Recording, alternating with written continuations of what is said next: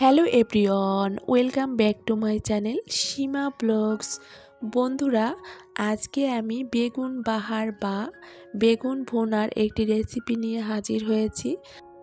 রেসিপিটি এতটাই মজা যে আপনারা গরম ভাতের সাথে বা পোলাও, বিরিয়ানি, রুটির সাথে খেতে দারুণ হয়ে থাকে।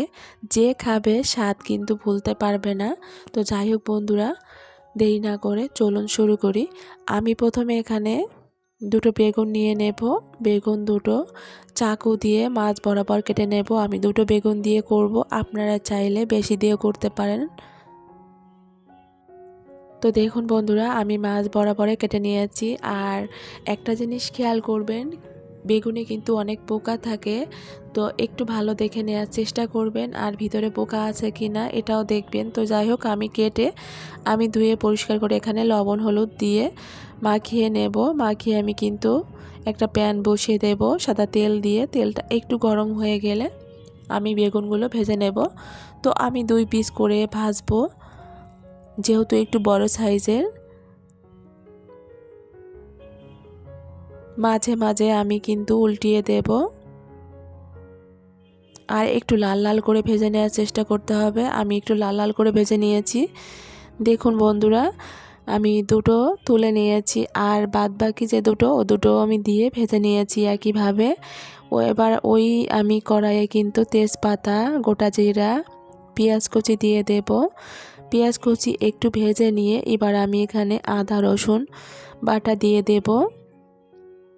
শুকনা মরিচ বাটা 2 চামচ দিয়ে দেব। এখানে কাজু বাদাম বাটা, অবশ্যই কাজু বাদামটা দেওয়ার চেষ্টা করবেন, তাহলে কিন্তু ভালো হবে, টেস্টটা বেড়ে যাবে। দিয়ে দেব পরিমাণ মতো লবণ হলুদ। এবার আমি ভালোভাবে মশলাটা ভেজে নেব।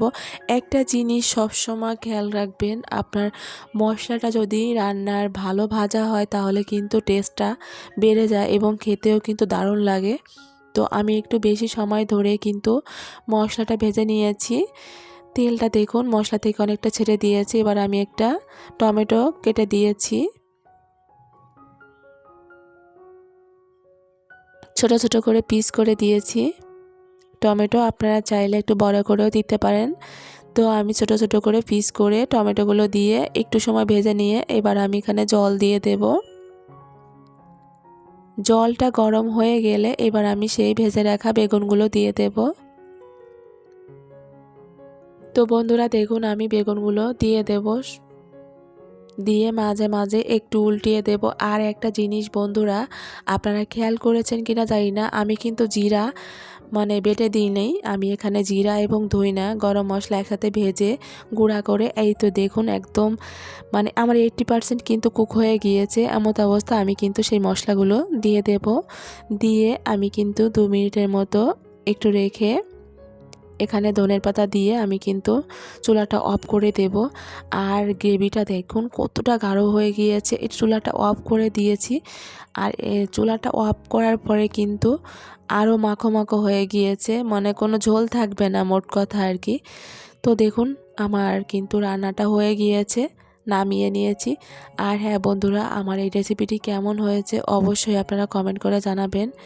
দেখা যায় মাঝে মাঝে ঘরে মাছ মাংস থাকে না, তো বেগুন দিয়ে এই রেসিপিটি করে নিলে আমার মনে হয় যারা মাছ মাংস ছাড়া চলতেই পারে না তারাও কিন্তু এই রেসিপিটি খেতে চাইবে। দারুণ একটি রেসিপি। আপনারা কিন্তু বেগুনি সুন্দরী বলা চলে, কেউ কেউ বেগুনি সুন্দরী বলে বা বেগুনি আচারি বেগুন বলে বা বেগুন বাহার। হ্যাঁ, তো আপনারা গরম ভাতের সাথে বা খিচুড়ি বা পোলাও বা বিরিয়ানি বা রুটির সাথেও কিন্তু আপনারা খাইতে পারেন, দারুণ লাগবে খেতে।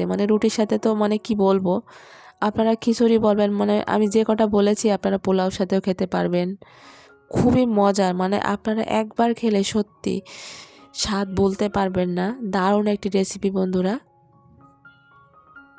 আপনি বেগুন খাচ্ছেন না অন্য কিছু খাচ্ছেন, আপনারা কিন্তু বুঝতেই পারবেন না যে এত মজার। আপনারা একবার হলেও বাসায় ট্রাই করতে পারেন যে আসলে কেমন এই রেসিপিটি। তো যাই হোক, রেসিপিটি যদি ভালো লাগে তাহলে আপনার ফ্রেন্ড সার্কেল যারা আছে তাদের সাথে শেয়ার করতে পারেন। আর আমার চ্যানেলে যদি নতুন হয়ে থাকেন তাহলে অবশ্যই আমার চ্যানেলটি সাবস্ক্রাইব করবেন এবং বেল বাটনটি অন করে রাখবেন আমার পরবর্তী ভিডিও নোটিফিকেশন সবার আগে পাওয়ার জন্য। ধন্যবাদ সবাইকে আমার ধৈর্য ধরে আমার এই রেসিপিটি দেখার জন্য। আমার চ্যানেলে আরও অনেক রেসিপি আছে, একবার হলেও ঘুরে আসার অনুরোধ রইল। তো সবাই ভালো থাকবেন, সুস্থ থাকবেন, দেখা হবে নতুন কোনো ভিডিওতে।